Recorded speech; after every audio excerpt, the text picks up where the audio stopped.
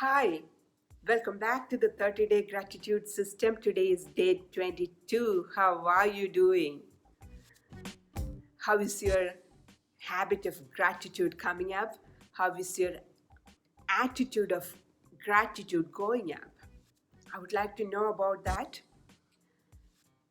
In past couple of days, I have been receiving many coaching calls, and there was one thing common across many of those calls. At least four people mentioned the same thing. They were saying that they are getting overwhelmed with work as they are working from home.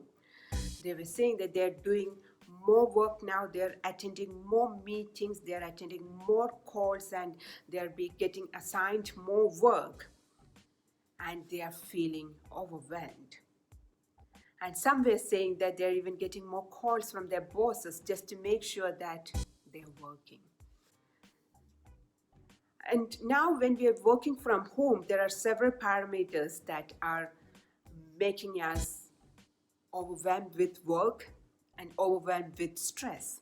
When we go back to our workplaces, there are other parameters that make us overwhelmed with work and stress. So there is always something that make us, or several things, unfortunately, make us overwhelmed with work and stress. So how do we attend to that? How do we manage that? If you look at the pile of work at any point in time that you have, if you plan it carefully, you will realize that many of us have more work than we can handle.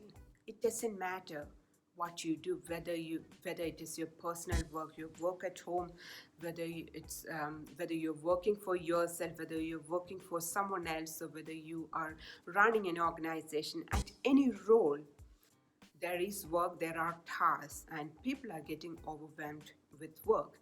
So if you look at it, how do we manage it, right? So we are talking about managing stress, we are talking about managing workload.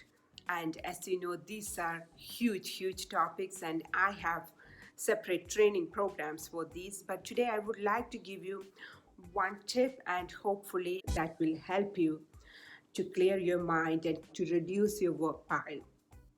And what is that tip? Right? That tip is a word, and that word consists of two letters. And those two letters are N-O, no.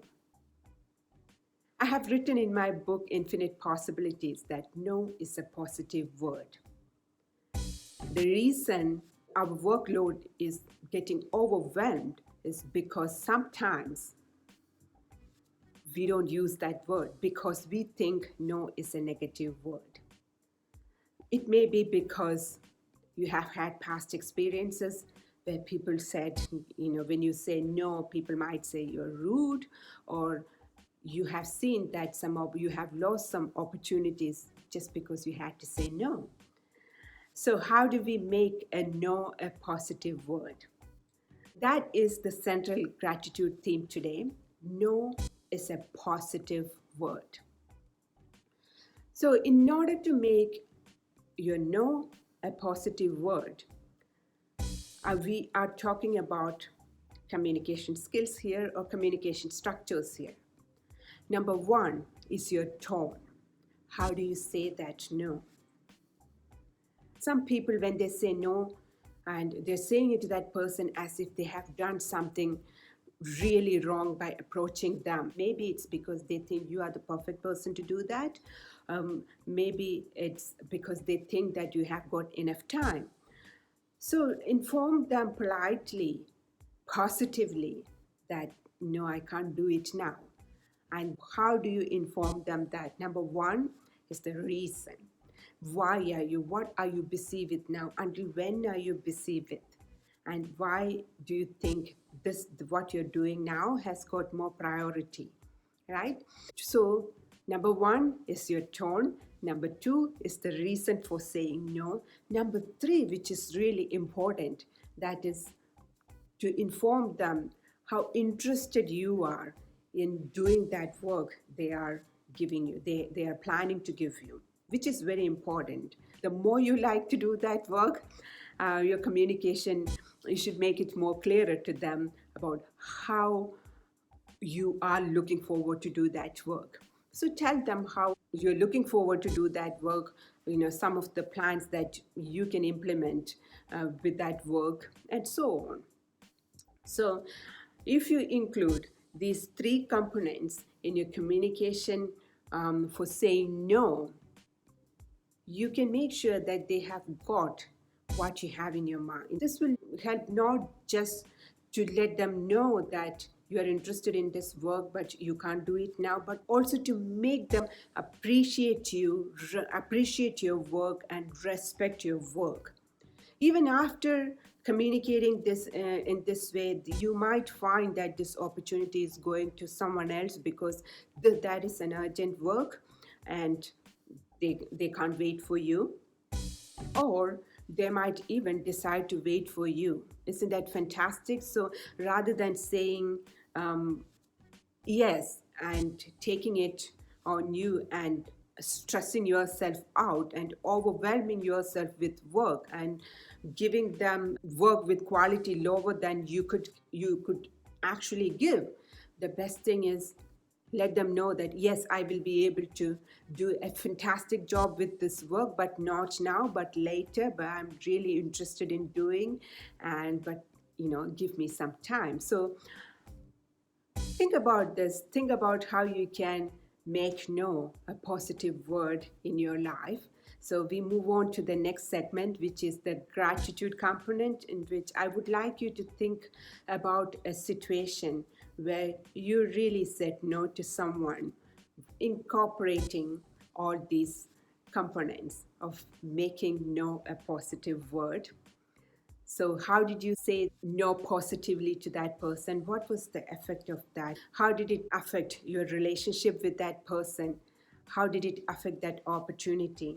And what were some of the positive outcomes that came out because you said no positively?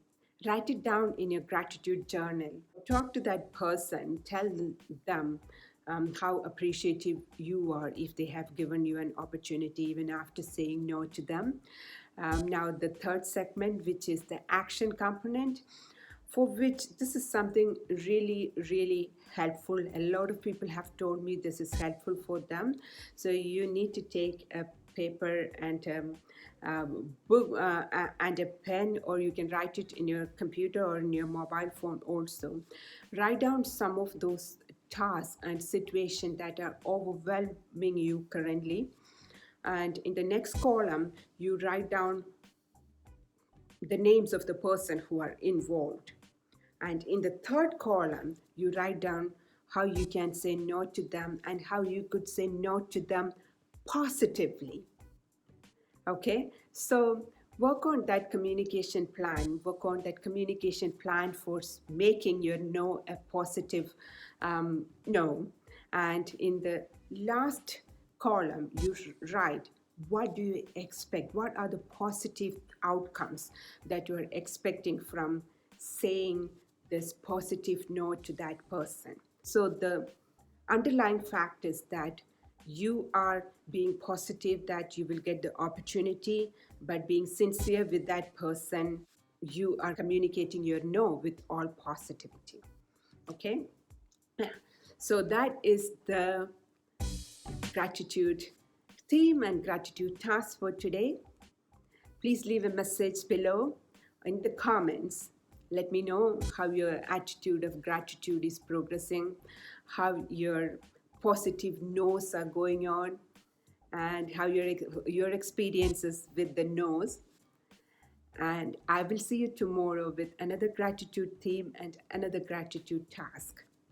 Till then, be safe, be happy. Bye bye.